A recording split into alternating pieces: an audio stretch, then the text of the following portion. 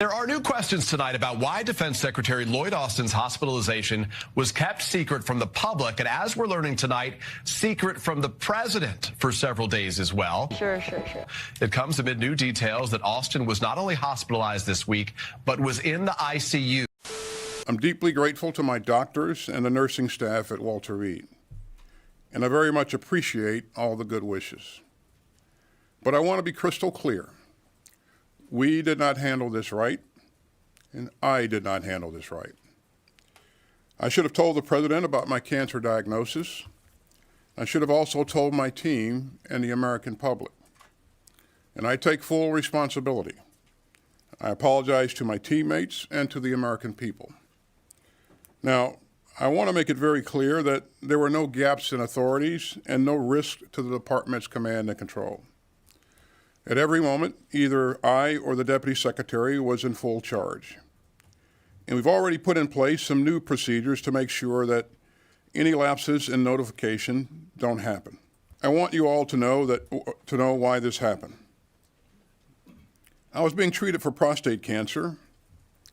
The news shook me, and I know that it shakes so many others, especially in the Black community.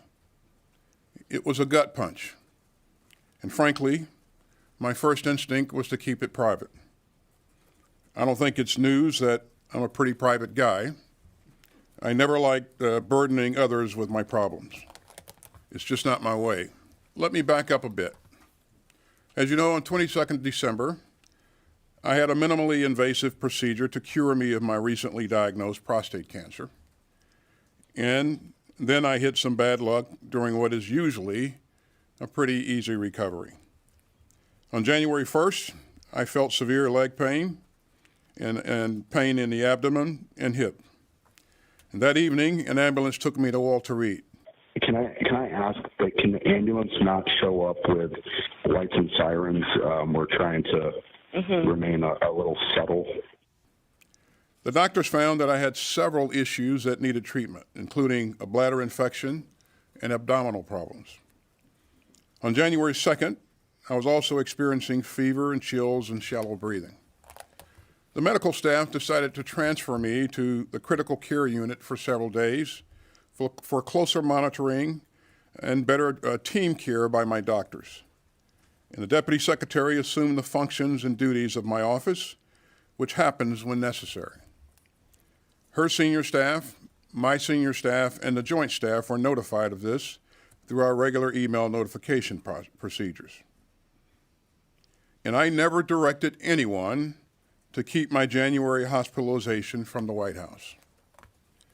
On January 5th, I resumed my functions and duties as secretary from the hospital. I was functioning well mentally, but not so well physically, and so I stayed at Walter Reed for additional time, for additional treatment, including physical therapy for some lingering issues with my leg. Now, I'm offering all of this as an explanation and not an excuse. I am very proud of what we've achieved at the department over the past 3 years, but we fell short on this one. You said that you never directed anyone to keep this from the White House. Did you direct your staff or others to keep it from the public and from other senior staff members? And if you did not, has anyone been disciplined for doing something that you did not tell them to do? And then just quickly on Iraq and Syria, what is your response to the KH statement today that they are postponing or not doing any more attacks? Thank you. Good morning, Lita. To answer your question on whether or not I directed my staff to conceal my hospitalization from anyone else, the answer is no. In terms of my response to KH's statement, we always listen to what people are saying, but we watch what they do. And again, actions are everything. So we'll see what happens in the future. What did your deputy know about your condition, and when did she know it? Yeah, Phil, I think in terms of what she knew and didn't know, I think we should probably let that come out of the review. I think I won't speculate on what she knew and did not know based upon what information was passed to her. Again, I think the details of that will come out of one or both of those reviews. You say you didn't direct your staff to hide this truth or lie, but did you create a culture of secrecy that then the staff kind of interpreted your desires or your intentions when it came to you getting sick? Yeah, I don't think I've created a culture of secrecy. I think there will be security officers, there will be other staff members who may perceive that they're doing things in my best interest, and I can't predict or determine or ascertain what those things may be. I just know what I said and did not say. You said that you never directed your staff to keep the news of your hospitalization from anyone. Did any senior members of your family or your wife direct people to keep this a secret? To my knowledge, no members. Well, I don't know. I don't know what anyone on my staff may have said, but I think these things will come out in the review. And so, rather than speculate, I think we should let the facts come out as the review is done. So. Can I ask you one more Sure. question about you? You mentioned during your opening statement that this was an opportunity to talk about prostate cancer, especially in the Black community. I wonder, though, do you have any regret that your silence on this reinforced this culture of secrecy among Black men about prostate cancer? Yeah, and you mentioned that, and it's probably not an issue of secrecy as much as it's an issue of privacy. And this is a very, cancer period is very private. And there may be cancer survivors amongst us in this room right here. And I know there is at least a couple. There are at least a couple. But how private that is. And you know what the initial diagnosis feels like. And so among the Black community, though, it's even more a thing that people want to keep private. And again, it's more about privacy than secrecy. In my case, I should have informed my boss. I did not. That was a mistake. And again, I apologize to him for not doing so. Was your staff aware that you'd gone to the hospital? And if so, why didn't they tell the White House? You went back to the hospital on January 1st. And an aide told the dispatcher, when the ambulance arrives, no lights, no sirens. Did you direct the aide to say that? I asked my assistant to call the ambulance. I did not direct him to do anything further than just call the ambulance. And so what he said and why he said it, I think that should come out in the review as well. So. What about December 22nd when you went to the hospital the first time? Was the staff aware? And if so, why didn't they tell the White House? When I went to the hospital on December 22nd, I went in for that procedure. My duties were transferred to the deputy. That was planned, and I decided to stay in the hospital overnight. Didn't have to. Decided to stay there overnight because of the anesthesia that was involved. And then the next day, later in the afternoon, early evening, we transferred authorities back. No, I'm talking about your staff. Okay, Was let's- your staff aware? And why didn't they Peter? tell the White House? You were hospitalized for days before you informed the White House or the commander-in-chief of your condition and your absence. Anyone else within the military chain of command would have faced reprimand or even dismissal. Why shouldn't that same standard apply to you, sir? Well, let me just say that, thanks for the question, that we didn't get this right. And as I said, I take full responsibility for the department's actions.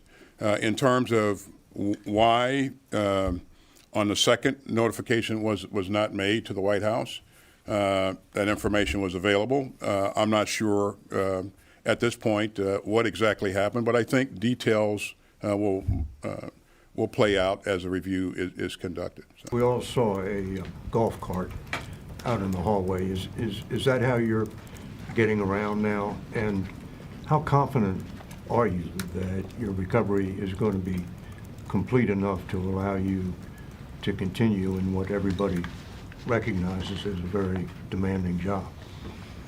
Yeah, well, nobody recognizes that more than me, but that's the first time I used that golf cart, by the way, and but I think it's pretty neat. My leg will continue to improve. The doctors are confident that it will. My PT specialist, who I think is a sadist, is he continues to work me hard, and he has confidence as well. The 30-day review is due in a matter of days now, I think less than a week if I'm not mistaken. Do you commit to making that review public? And second question, has your Chief of Staff, Kelly Magsamen, offered her resignation, or have there been discussions about her resignation in the wake of the failure to notify? I commit to being as transparent as possible and sharing as much as possible. Oren, you'll understand that because this is a command and control of policies of our government here, there'll be elements of this that are classified. But we're committed to sharing as much as possible, as soon as possible. And your Chief of Staff, has she offered her resignation?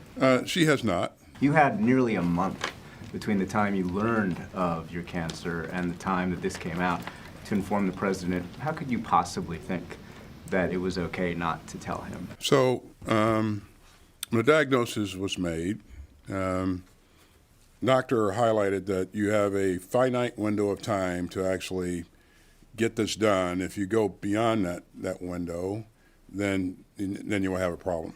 Christmas holidays coming up. For me to have as little impact on what we're doing in the department, Christmas was a time for me to take a look at getting that done. It was a tough decision for me, and I did not decide until very close to when the procedure was done to actually do the procedure. In terms of informing the president, again, I admit that was a mistake to not talk to him about that early on. When you're the president of the United States, you got a lot of things on your plate.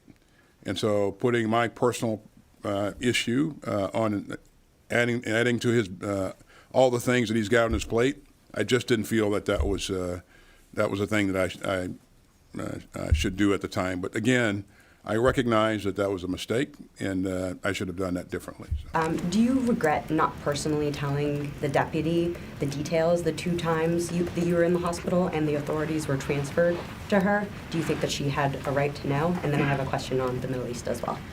As you heard me say in my opening statement, I apologize to all my colleagues and also the American people that I wasn't as transparent as I probably should have been up front. So.